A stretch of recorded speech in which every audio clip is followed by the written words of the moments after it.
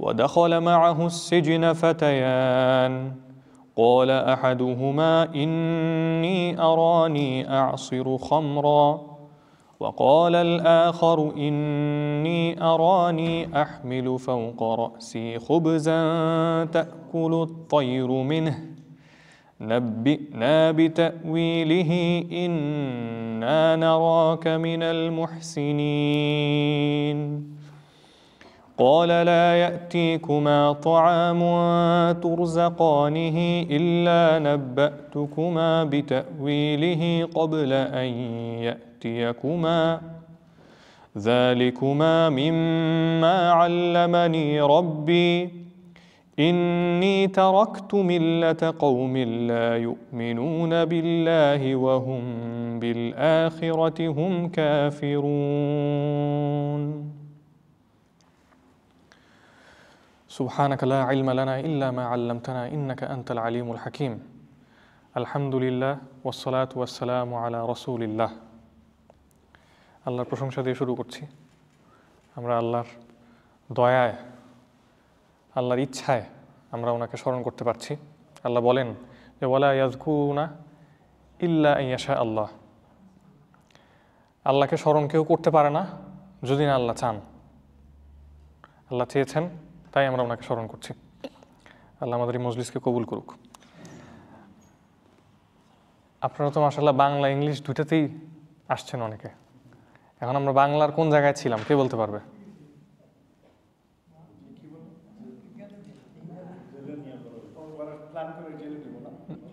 Yes yes yes. এখানে বাংলা, শুধু বাংলাতে আসছেন কে কে? শুধু বাংলাতে আসছেন একজন। আচ্ছা আচ্ছা, ওকে। এই জন্য আপনারা বলতে পারছেন বাংলায় কোথায় আছি আমরা। ইউসুফ আলাইসাল্লামকে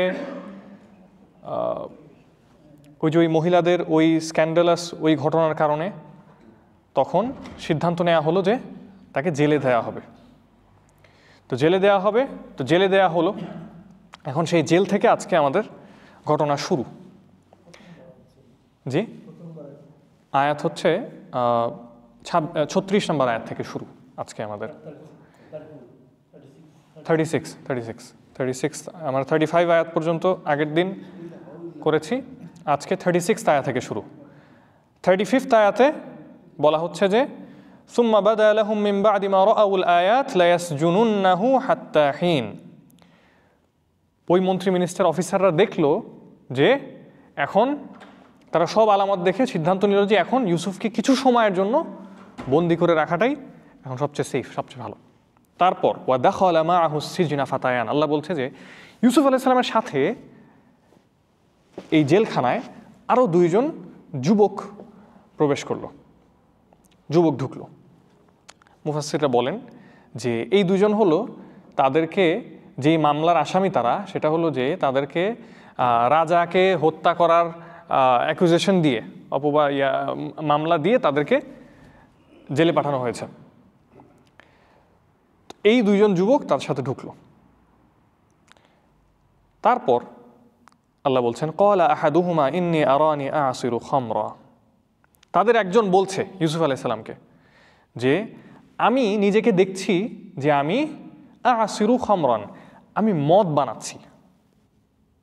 এটা বলছে, সে স্বপ্নে দেখছে। সে ইউসুফ আলাইহিস সালামকে বলছে যে আমি স্বপ্নে দেখছি। আরও মানে হচ্ছে আমি বারবার দেখছি, আমি বারবার নিজেকে স্বপ্নে দেখছি যে আমি মদ তৈরি করছি। ওয়াকাল আল আখরু, আরেকজন যে তার সাথে গেছে প্রিজনে, আরেকজন বলল ইন্নী আরানি আহমিলু ফাওকা রাসি খুবজান তাকুলু আত-তায়রু মিন। আমি দেখলাম যে আমি আমার মাথায় কিছু রুটি নিয়ে আছি আর সেখান থেকে পাখি খাচ্ছে। নাব্বিনা বিতাউইলিহি, ইউসুফ আলাইহিস সালামকে এই 2 জন মিলে বলছে আমাদেরকে এটার ব্যাখ্যা একটু বলুন।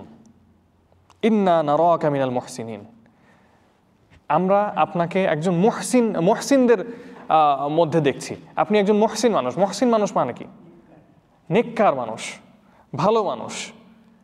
মুহসিনের আরেকটা অর্থ হলো ইহসান যে করে। ইহসান মানে হলো পরোপকার করা, অন্য মানুষের ভালো করা, ইহসান। আমরা আপনাকে সৎ মানুষ, নেককার মানুষ, ভালো মানুষ হিসেবে দেখছি। আপনি মানুষের উপকার করেন সেটা দেখছি। আপনি একটু আমাদেরকে এটার ব্যাখ্যা বলেন। খেয়াল করেন, ইউসুফ আলাইহিস সালাম জেলে গেছে। তো জেলে যাওয়ার পরে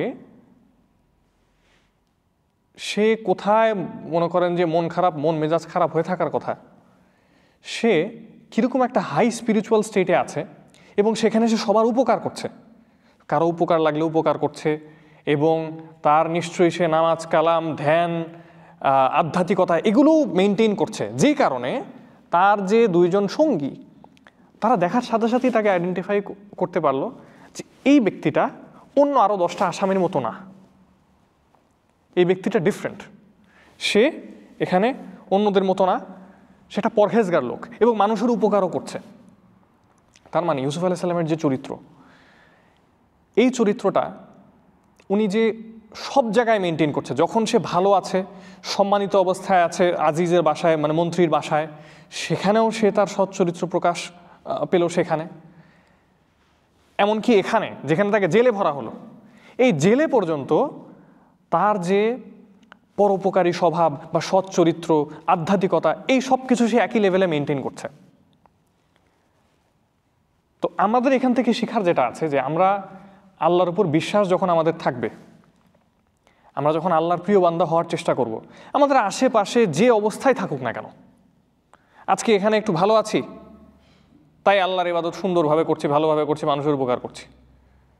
কালকে আমার অবস্থা একটু খারাপ হলো, কালকে আর নামাজ পড়তেও স্বাদ লাগে না কোনো, কি মানুষের উপকার করব, নিজেরই চলে না দিন, মানুষের কি উপকার করব, এই অ্যাটিটিউড কি উনি রাখছেন এখানে? না, উনি যখন যেখানে আছেন আল্লাহর উপরে ঈমান ভরসা রেখে নিজের যেভাবে চলার কথা, আল্লাহ ওনাকে যেভাবে দেখতে চায়, উনি সব অবস্থায় নিজেকে ওইভাবে রাখছেন। ইন্না নারাকা মিনাল মুহসিনিন, এমনভাবে রাখছেন যে মানুষও এটা খেয়াল করতে পারছে যে সে অন্য সাধারণ একটা আসামি ইয়ার ভিতরে যেভাবে থাকে সেরকমভাবে সে নাই, এটা আশেপাশে মানুষ খেয়াল করতে পারছে। ইন্না নারাকা মিনাল মুহসিনিন। আচ্ছা, ইউসুফ আলাইহিস সালাম এখন এই সুযোগটাকে কাজে লাগিয়ে উনি ওনার কিছু বক্তব্য পেশ করতে চাচ্ছেন। উনি বললেন, ক্বালা লা ইয়াতিকুমা তাআমুন তুরযাকানিহি ইল্লা নাব্বাতুকুমা বিতাউইলিহি, তোমাদের খাবার আসার আগেই আমি তোমাদের স্বপ্নের ব্যাখ্যা করে দিব।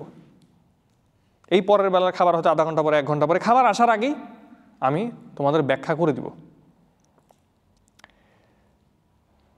আর এই যে এই স্বপ্নের ব্যাখ্যা, যালিকুমা মিম্মা আল্লামানি রব্বি, এই ব্যাখ্যা এটা আমাকে শিখিয়েছেন আমার রব।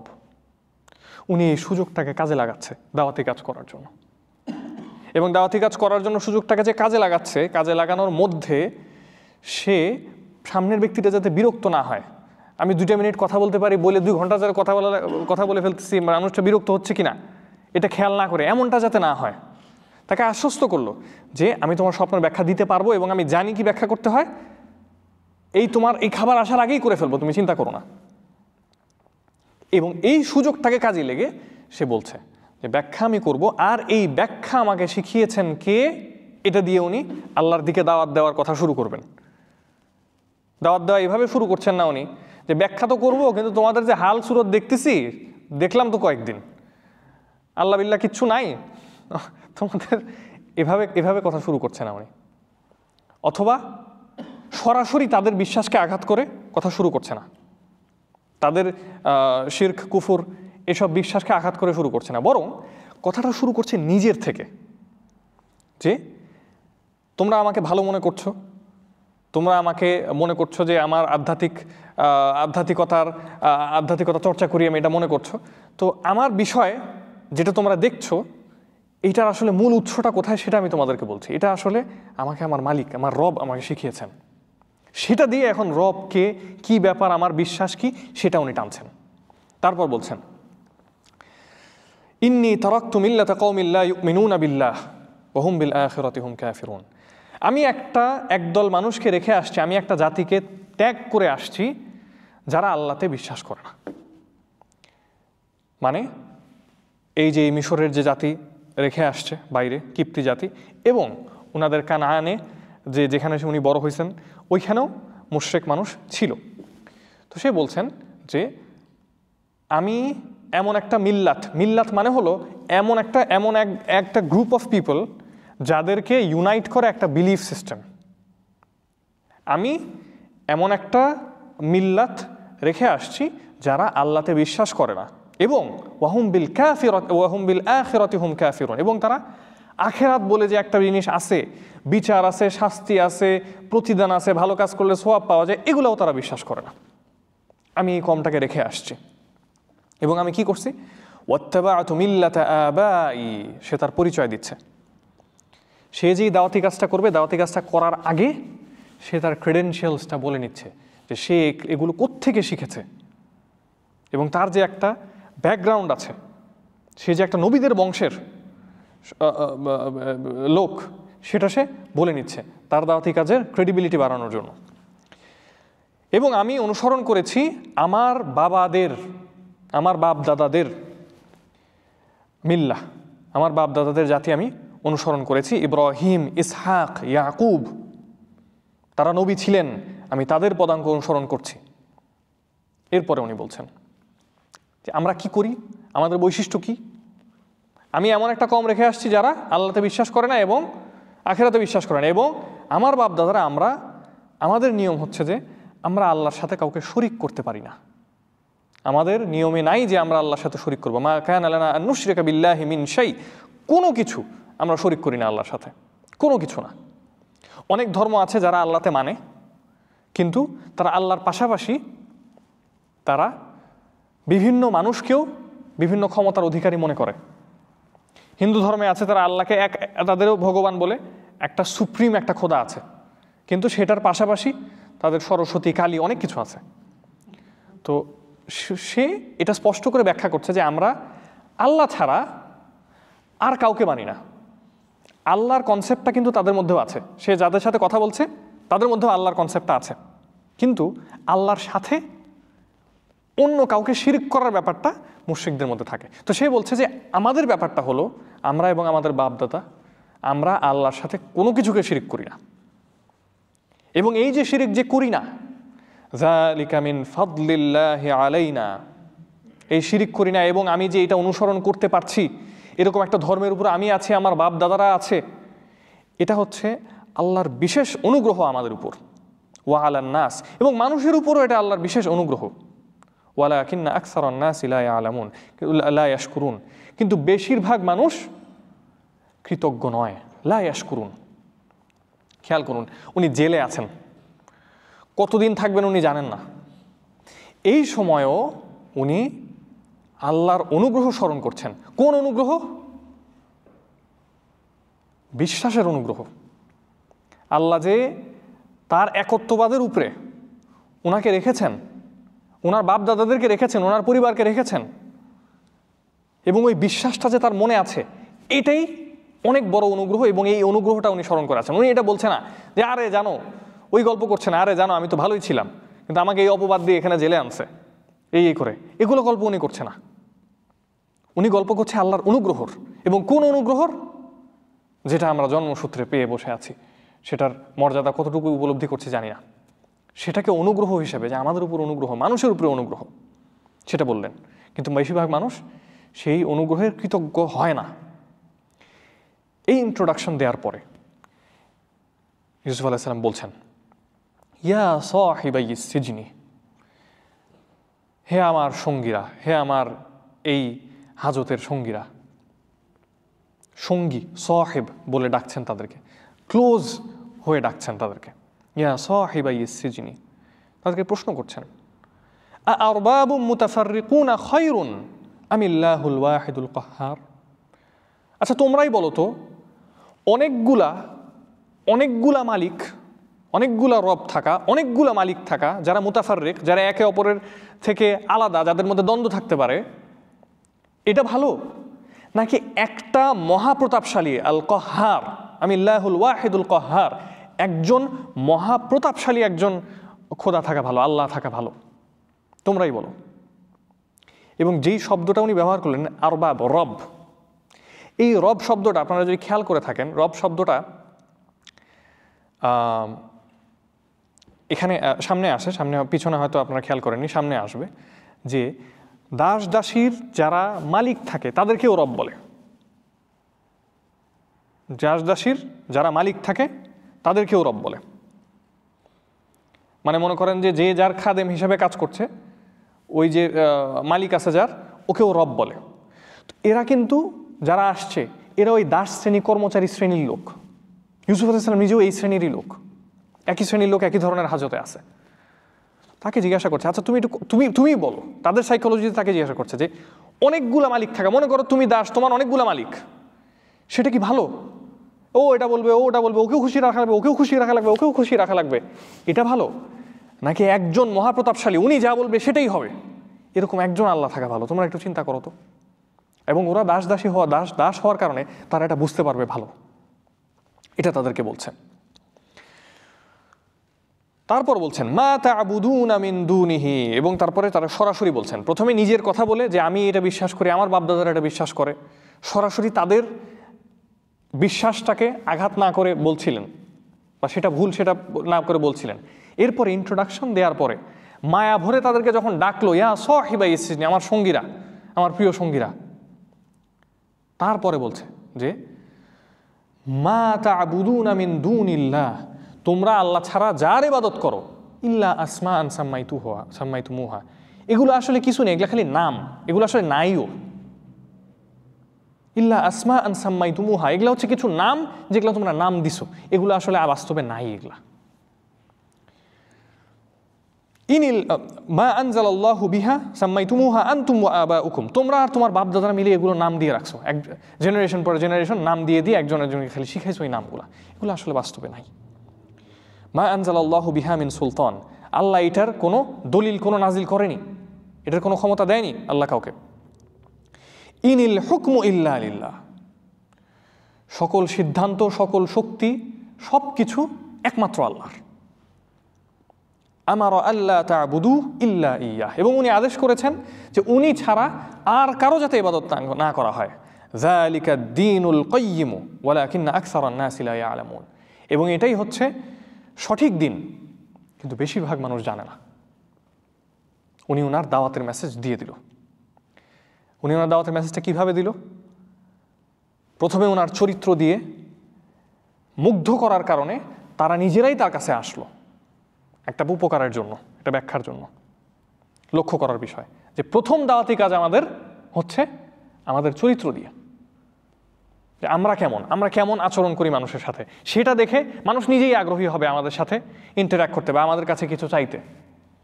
তারপরে তারা যেটা চাচ্ছে তাদের প্রয়োজনটা পূরণ করার সুযোগ নিয়ে সে হিকমতের সাথে নিজের মেসেজটা ক্লিয়ারভাবে দিল, কোনো অফেন্ড করা ছাড়া, তাদেরকে তাদের চিন্তায় নাড়া দিয়ে যে তোমরা একটু চিন্তা করে দেখো, এটা ভালো না এটা ভালো। আচ্ছা, তারপর বলছেন, তারপর স্বপ্নের ব্যাখ্যায় যাচ্ছেন, ইয়া সাহিবা ইসজিনি, হে আমার এই হাজতের সঙ্গীরা, আম্মা আহাদুকুমা ফায়াসকি রব্বাহু খামরা, তোমাদের দুইজনের একজন সে তার রবকে মদ পান করাবে। রব মানে কি বলছি আমরা কিছুক্ষণ আগে? মালিককে। মানে তুমি যে ফিরে যাবা, তুমি তোমার মালিককে ইয়া খাওয়াবা, মদ পান করাবা। ও আম্মাল আখারু, আর অপরজন ফায়ুসলাবু ফাতাকুলু তায়রু মির রাসি, অপরজনকে শুলে চড়ানো হবে, এবং শুলে চড়ানোর পরে অনেক দিন শুলে ঝুলায় রাখে শাস্তি হিসেবে। ওই সময় পাখি বসবে, পাখি বসে তার মাথা থেকে খাবে। কুদিয়াল আমরুল্লাযী ফীহি তাস্তাফতিয়ান, তোমরা যে ব্যাপারে আমাকে জিজ্ঞেস করেছিলে এটা ফাইনালাইজ হয়ে গেছে, এটাই হবে। এই কনফিডেন্সের সাথে উনি বললেন, উনি নবী, উনি জানেন, এই কনফিডেন্সটা শো করে তোমরা যেটা জিজ্ঞেস করলা এটা এরকমই হবে, এটা হয়ে গেছে এই সিদ্ধান্ত। এরপর ইউসুফ আলাইহিস সালাম এই দুজনের একজন যে বের হবে তাকে বলছে, وقال للذي ظن أنه ناج منهما اذكرني عند ربك, যে বের হবে, যার ছাড়া পাওয়ার কথা, তাকে বলছে যে তুমি যখন বের হবা তোমার রবের কাছে আমার কথা বইল। তোমার রবের কাছে মানে তোমার মালিকের কাছে আমার বিষয়টা বইল, যে আমাকে এখানে অন্যায়ভাবে রেখে দেওয়া হয়েছে এই বিষয়টা বইল। فأنساه الشيطان ذكر ربه فلبث في السجن بضع سنين কিন্তু শয়তান তাকে ভুলায় দিল তার রবের কাছে মনে করানোর কথাটা فأنساه الشيطان ذكر ربه فلبث في السجن بضع سنين তাই সে জেলেই পড়ে থাকলো আরও বেশ কিছু বছর বিদা সিনিন মানে 7 থেকে 10 বছর বা 10 বছরের কম আরও বেশ কিছু বছর সে জেলেই পড়ে থাকলো এই জেলের সিন থেকে পরের সিন ওয়াকাল আল মালিক মালিক মানে কি মালিক জি মালিক মানে হলো রাজা জি মালিক মানে রাজা আর মালিক মানে হচ্ছে ওনার সূরা ফাতিহাতে আমরা বলি মালিক ইয়াউমিদ্দিন বিচার দিনের মালিক বিচার দিনের ওনার আবার আরেকটা কিরাআতে আছে মালিক ইয়াউমিদ্দিন বিচার দিনের রাজা আচ্ছা ওয়াকাল আল মালিক রাজা বলছে রাজা তার মন্ত্রীদের সামনে বলছে ইন্নী আরা আমি দেখছি আমি বারবার দেখছি সাবআ বাকারাতিন সিমানিন ইয়াকুলুহুন্না সাবউন ইজাফ 4টা মোটা মোটা গরুকে সরি 4টা না 7টা মোটা মোটা গরুকে 7টা শুকনো গরু খেয়ে ফেলছে ওয়া সাবআ সুম্বুলাতিন খুদরিন ওয়া উখরা ইয়াবিসাত আর 7টা সবুজ শীষ ধানের শীষ থাকে না 7টা সবুজ শীষ ওয়া উখরা ইয়াবিসাত আর 7টা শুকনা শীষ আমি এটা দেখছি আমি এটা বারবার দেখছি আরো মানে হচ্ছে আমি দেখছি মানে একাধিকবার দেখছি ইয়া আইয়ুহাল মালাউ মালা মানে যারা সামনে আছে মন্ত্রী পরিষদের লোকজন তাদেরকে বলছে আমাকে আফতুনি ফি রুইয়া আমাকে আমার এই স্বপ্নের একটু তোমাদের মতামত বলো তো এই স্বপ্নের ব্যাপারে কি ইন কুনতুম লিরুইয়া তা'বুরুন যদি তোমরা স্বপ্নের ব্যাখ্যা জানো বলো তো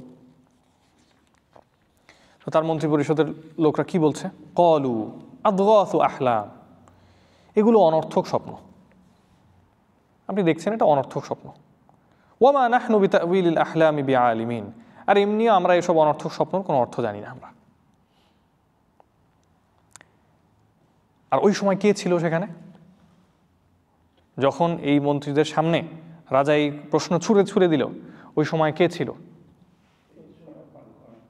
ওই যে জেল থেকে বের হয়েছে যে তার মালিককে শরাব পান করাবে সে ওই জায়গায় উপস্থিত ছিল স্বপ্নের কথা যখন সে শুনলো তখন তার মনে পড়লো ও আমি তো একজনকে চিনি যে স্বপ্নের ব্যাখ্যা জানে তখন সে বলে ফেললো ওয়াকাল আল্লাযী নাজা মিনহুমা ওয়াদ্দাকারা বা'দা উম্মাতিন তাদের দুইজন থেকে যে বেঁচে গিয়েছিল এবং সে অনেকদিন পর মনে করলো তার স্মরণে আসলো আনা উনাব্বিউকুম বিতা'উইলিহি আমি তোমাদেরকে এই ব্যাখ্যা দিতে পারবো ফারসিলুন আমাকে পাঠান আমি ব্যাখ্যা দিচ্ছি আপনাকে আমি ব্যাখ্যা নিয়ে আসছি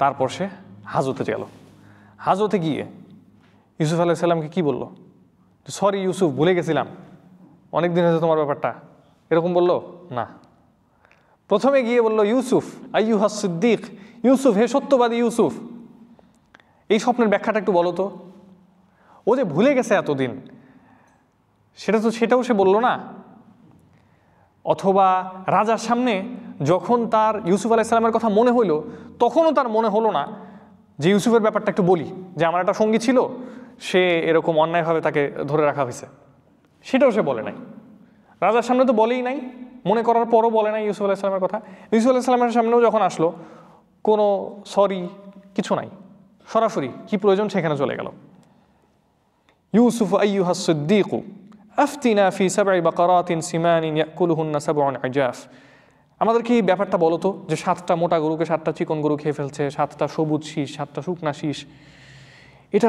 এটার ব্যাখ্যাটা বলো তো লাআল্লি আরজিউ ইলান নাস লাআল্লাহুম ইয়ালামুন আমি এই ব্যাখ্যাটা নিয়ে মানুষের কাছে যাব অপেক্ষা করছে তারা জানতে পারবে এটার ব্যাখ্যা সবাই অপেক্ষা করছে এটার ব্যাখ্যার জন্য ইউসুফ আলাইহিস সালাম কি বলছেন যে এতদিন পরে আসছো ব্যাখ্যা নেওয়ার জন্য হ্যাঁ এটা বলে নাই ইউসুফ আলাইহিস সালাম অনেক উন্নত চরিত্রের অধিকারী উনি স্বপ্ন শোনার সাথে সাথে বুঝতে পারছেন যে এটা কত সিরিয়াস স্বপ্ন। উনি নিজের কোনো বিষয়ে কথা তুলেনি, ওই ছেলেটাও তুলেনি, ওই লোকটাও তুলেনি, সেও তুলেনি, তার আত্মসম্মান এবং উন্নত চরিত্রের কারণে। সে বলছে, যেটার ব্যাখ্যা হলো ক্বালা তাযরাউনা সাবআ সিনিন দাআবান ফামা হাসাদতুম, তোমরা 7 বছর টানা অনেক ভালো ফসল ফলাবে। ফামা হাসাদতুম ফাযারুহু ফি সুমবুলিহি, আর যেটা তারা যে ফসল ফলাবে সেটা পুরোটাই তোমরা ওই শীষের মধ্যে রেখে দিবে।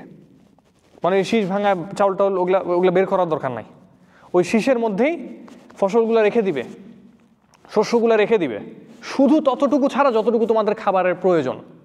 7 বছর ধরে অনেক ফসল হবে, বাম্পার ফলন হবে 7 বছর। এই 7 বছরে অল্প অল্প খাবা, আর বেশিরভাগ পুরাটাই ওই শীষের মধ্যেই ওটা রেখে দিবা, স্টোর করবা। কারণ এই 7 বছরের পরে কি হবে? সুম্মা ইয়াতি মিন বাদি যালিকা সাবউন শিদাদ, এই 7 বছরের পরে 7টা কঠিন বছর আসবে, দুর্ভিক্ষের বছর আসবে। ওই সময় খাবার পাওয়া যাবে না। ওই সময় ওই 7 বছর কি হবে? ওই 7 বছর তোমরা ওই 7 বছরের জন্য যেটা স্টোর করে রাখছো ওই সব খরচ হয়ে যাবে ওই 7 বছরে। সাবউন শিদাদ ইয়াকুলনা মা কদ্দামতুম লাহুন্না ইল্লা কলিলাম মিম্মা তুহসিনুন। প্রথম 7 বছর অনেক বাম্পার ফলন হবে, তোমরা নিজেদের খাওয়া দাওয়ার পরে অল্প অল্প খাওয়া দাওয়া করে বেশিরভাগই বাঁচায় রাখবা পরের 7 বছরের জন্য, এবং তারপরের 7 বছর ওই যে বাঁচায় রাখছো সেটা দিয়ে খাবা, আর এরপরে অল্প কিছু বাকি থাকবে যেটা তোমরা রেখে দিতে পারবা। এটা হচ্ছে ব্যাখ্যা বলল। ওয়াকাল আল মালিক উতুনি বিহ, রাজা বলল তাকে আমার কাছে নিয়ে আসো। খেয়াল করেন, স্বপ্নের ব্যাখ্যা বলল, তারপরে হুট করে এখন রাজার কথা। কোরআনের একটু সিস্টেমটা আমরা ফলো করি। কোরআন সব সিনারি একটা একটা করে বলে না।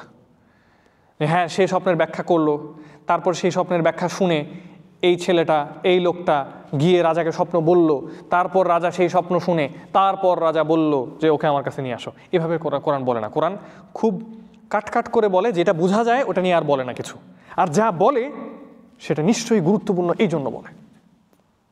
যেটা বোঝা যায় ব্যাকগ্রাউন্ডে অনেক কিছু হচ্ছে, সব কিছু কোরআনে উল্লেখ করা হয় না। কোরআনে যেই সিনটা ইম্পর্টেন্ট সরাসরি ওই সিনে চলে যায়। বুঝতে পারছেন? আচ্ছা, ওই সিনটা শেষ, রাজাকে স্বপ্নের ব্যাখ্যা বলা হলো, রাজা বলছে ওয়াকাল আল মালিক উতুনি বিহ। রাজার কাছে খুব ব্যাখ্যাটা খুব ভালো লাগলো। রাজা বলল উতুনি বিহ, ওকে নিয়ে আসো আমার কাছে। ফালাম্মা জাআহুর রাসূল ক্বালা ইরজি' ইলা রাব্বিক, যখন বার্তাবাহক আসলো ইউসুফ আলাইহিস সালামের কাছে, রাজার বার্তাবাহক আসছে, তাকে জেল থেকে নিয়ে যাওয়া হবে। ইউসুফ আলাইহিস সালাম বললেন ইরজি' ইলা রাব্বিক, তোমার মালিকের কাছে ফিরে যাও, তোমার রবের কাছে ফিরে যাও, রাজার কাছে ফিরে যাও।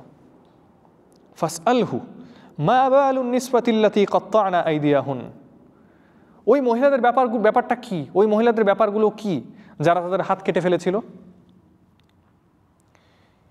দেখেন, ইউসুফ আলাইহিস সালাম এখান থেকে চাইলেই বের হয়ে যেতে পারতো। এত বছর পরে বের হওয়ার সুযোগ আসছে, সে বের হচ্ছে না।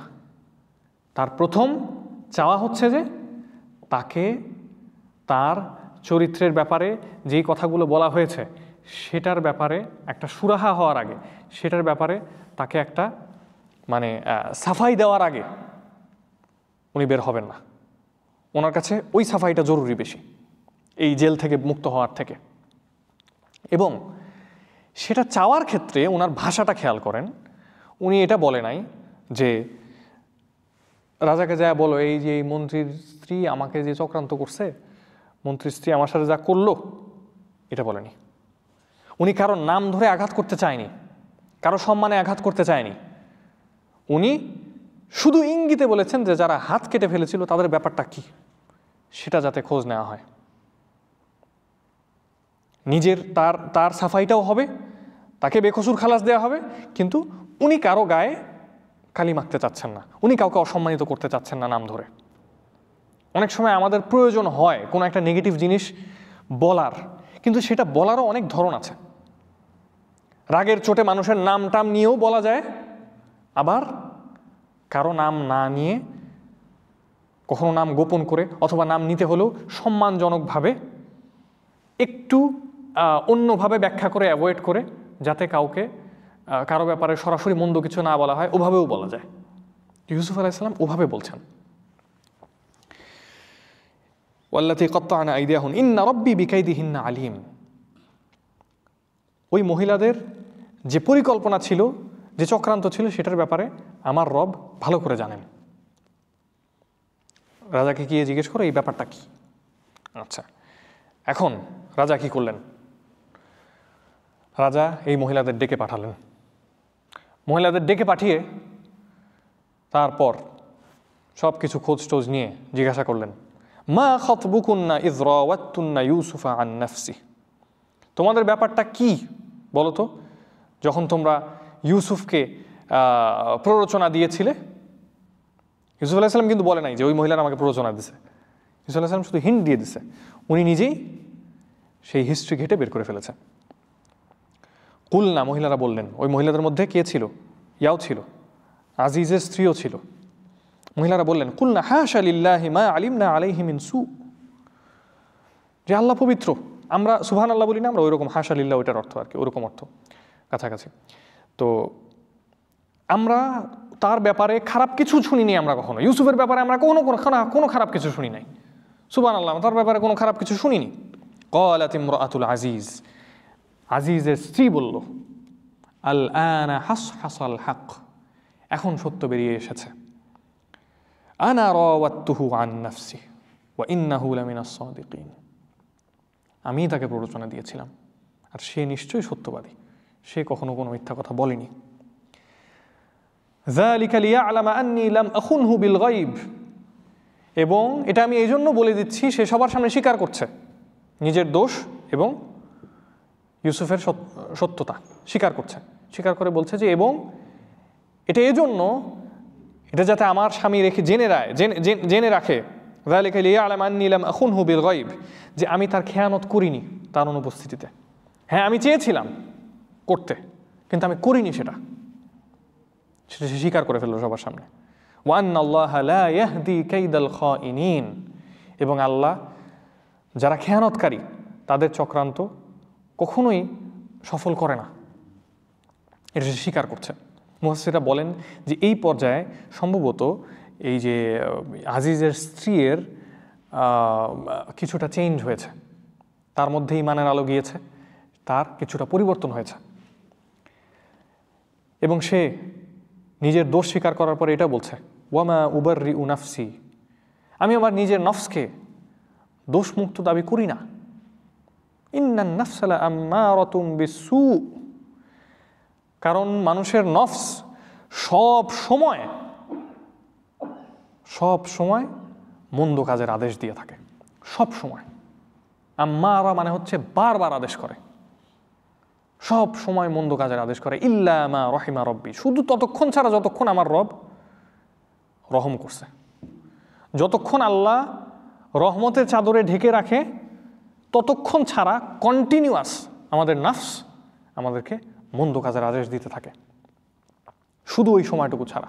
তার মানে আমি আপনি যদি এখন বসে থাকতে পারি আল্লাহর কোরআন নিয়ে, এর মানে হচ্ছে আমরা আল্লাহর বিশেষ রহমতের মধ্যে আছি। আমি আপনি যদি নামাজ পড়ে থাকতে পারি, এটা হচ্ছে আমি আপনি আল্লাহর বিশেষ রহমতে আছি। আমরা যতটুকু ভালো কাজ করতে পারি, এটা হচ্ছে আল্লাহর রহমতে।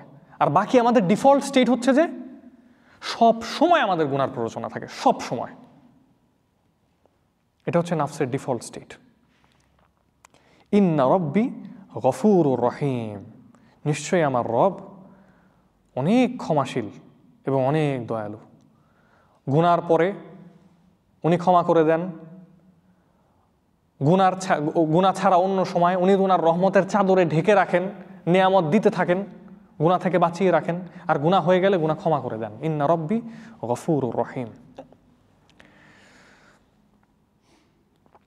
এই বক্তব্য, মহিলাদের বক্তব্য নেওয়ার পরে, আমরা অল্প সময়ের মধ্যে শেষ করে দিব।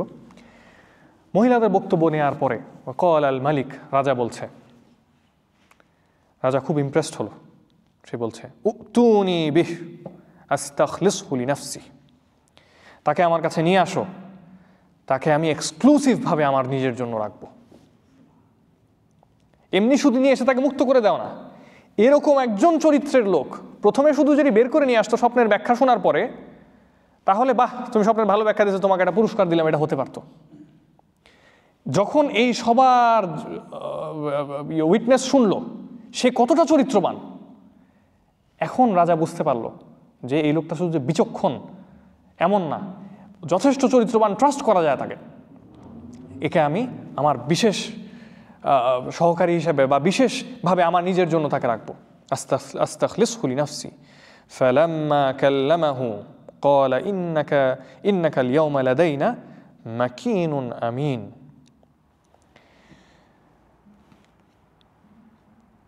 যখন সে তাকে তার কাছে নিয়ে আসলো, ফালাম্মা কাল্লামাহু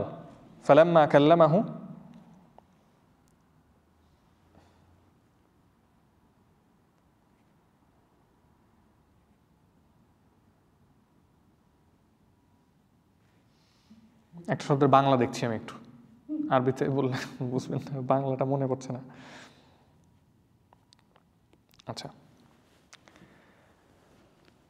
সে বলল ফালাম্মা কাল্লামাহু, যখন তার সাথে কথা বলল, এতক্ষণ তার প্রশংসা শোনার পরে ফাইনালি যখন ইউসুফ সামনে আসলো, ফালাম্মা কাল্লামাহু, তার সাথে সব গল্প নিজের মুখে শুনলো, বলল ইন্নাকাল ইয়াওমা, আজকে তুমি, লাদাইনা, আমার কাছে বিশেষভাবে, মাকিনুন আমিন, সুপ্রতিষ্ঠিত, তোমার একটা স্ট্রং পজিশন আমার কাছে, এবং আমিন, তুমি বিশ্বস্ত, তুমি আমার বিশ্বস্ত লোকদের একজন, আস্থাভাজন লোকদের একজন আজকে থেকে। তখন ইউসুফ আলাইহিস সালাম বলল, এই সুযোগটাকে সে কাজে লাগালো। সিজনের ভিতরে মানে হাজতের ভিতরে যখন দাওয়াতি কাজ করার সুযোগ আসলো, সে দাওয়াতি কাজের সুযোগ নিয়ে নিজের মেসেজটা দিয়ে দিল। এখানে যখন তাকে রাজা কাছে টেনে নিয়ে বলল যে তুমি আমার আস্থাভাজন, আজকে তুমি প্রতিষ্ঠিত এবং তুমি একদম আস্থাভাজনদের একজন, তুমি আজকে আমার, তখন এই সুযোগটাকে কাজে লাগিয়ে উনার যেটা করা দরকার, উনি প্রয়োজন মনে করছেন, সেটা উনি প্রেজেন্ট করছেন।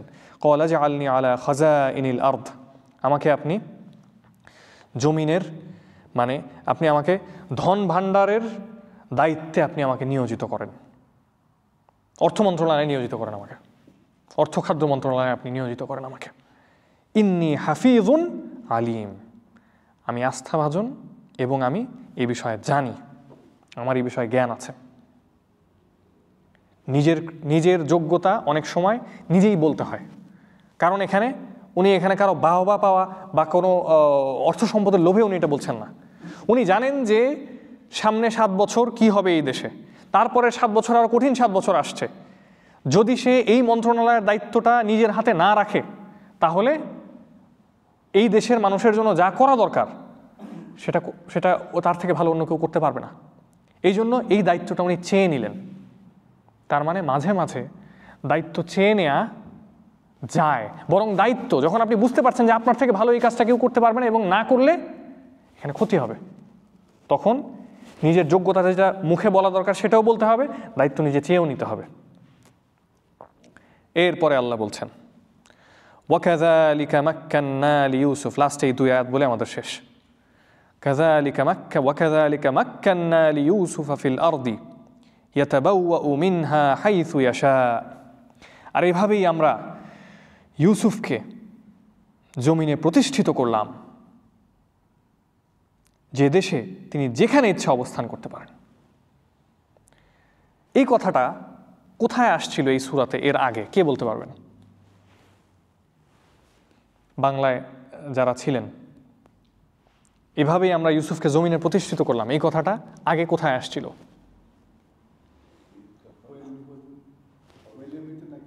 ইয়েস নো ক্লোজ, ওইটার একটু পরে কোথায় আসছিল? রাইট, বিক্রি করে যখন আজিজের বাসায় দাস হিসাবে তাকে একটা রুম দেয়া হলো থাকতে, ওই রুমে যখন সে থাকা শুরু করলো, তখন আল্লাহ বলে দিয়েছে যে এভাবে আমরা ইউসুফকে জমিনে প্রতিষ্ঠিত করলাম। ওইখানে কি প্রতিষ্ঠিত মনে হচ্ছিল? সে একটা দাস হিসাবে একজনের বাসায় কাজ করতে এখানে আসলো, মনে হচ্ছিল যে প্রতিষ্ঠিত হয়ে গেছে সে? কিন্তু ওটা ছিল এই প্রতিষ্ঠিত হওয়ার শুরু।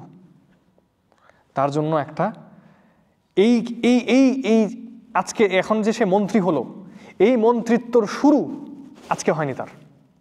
এই মন্ত্রিত্বর জন্য যে এক্সপিরিয়েন্স, যেই যোগ্যতা তার দরকার, যেই জমিনে আসা দরকার, যেই পরিকল্পনায় আসা দরকার, সেই পরিকল্পনাটা বাস্তবায়ন শুরু হয়েছিল ওই দিন থেকে, যেই দিন তাকে কুয়ায় ফেলে দেওয়া হয়েছিল, যেই দিন তাকে মিশরে পাচার করে নিয়ে আসা হয়েছিল।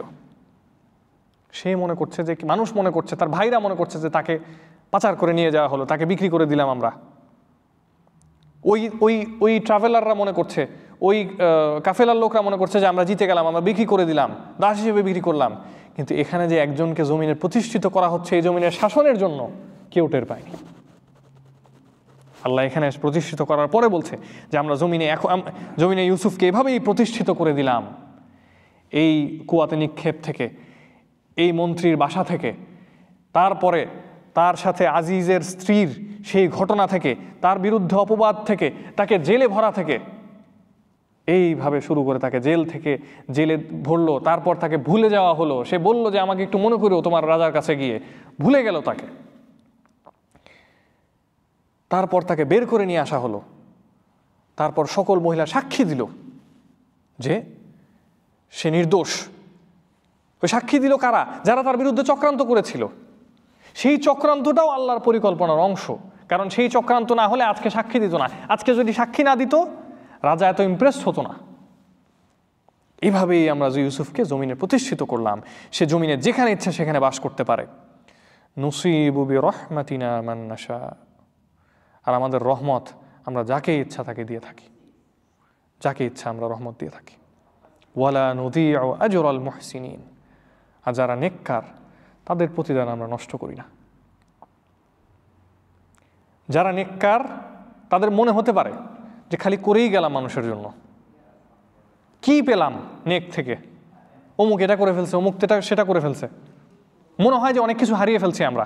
সবাই যেরকম পাচ্ছে আমি মনে হয় সেরকম করতে পারলাম না, আমি মনে হয় জিততে পারলাম না অনেক জায়গায়, আমি মনে হয় হেরে গেলাম অনেক জায়গায়। আল্লাহ বলছেন যে যারা নেককার তারা কিচ্ছু হারায় না, আমি হারাতে দেই না তাদের কিছু। ওয়ালা নুদিউ আজরাল মুহসিন, আমি তাদের কোনো কিছু হারাইতে দেই না, নষ্ট হইতে দেই না। ওয়ালা আজরুল আখিরাতি আকবার ওয়ালা আজরুল আখিরাতি খায়র, এবং আখিরাতের প্রতিদান আরো উত্তম। এটা তো দুনিয়ার প্রতিদান। সে নেককার ছিল, একটা মানুষ বিসিএস ক্যাডার হয়ে বছর বছর প্রিপারেশন নিয়ে সর্বোচ্চ কি হইতে পারে 30 বছর পরে? অতিরিক্ত সচিব। কেউ কি 10 বছরের মন্ত্রী হতে পারে? আল্লাহ তাকে তার নেককার হওয়ার প্রতিদান দুনিয়ায়ও হাতে হাতে দিয়েছেন। এবং এই ঘটনাটা এখানে উল্লেখ করার অর্থ হলো যে আমরাও যাতে নেককার হওয়ার চেষ্টা করার পরে আশা রাখতে পারি যে আমাদের প্রতিদানও আল্লাহ দুনিয়াতে দিবেন, আখিরাতের আগে। এবং আল্লাহ এরপরে বলছেন ওয়ালা আজরুল আখিরাতি আকবার, এবং কসম করে বলছি নিশ্চয়ই আখিরাতের প্রতিদান এর থেকে আর অনেক উত্তম। খায়রুল লিল্লাযিনা আমানু ওয়া কানু ইয়াত্তাকুন, কাদের জন্য উত্তম? যারা ঈমান এনেছে এবং ওয়া কানু ইয়াত্তাকুন, তারা সবসময় আল্লাহকে ভয় করে চলতো। সবসময় কানু ইয়াত্তাকুন, এটা হচ্ছে কি টেন্স?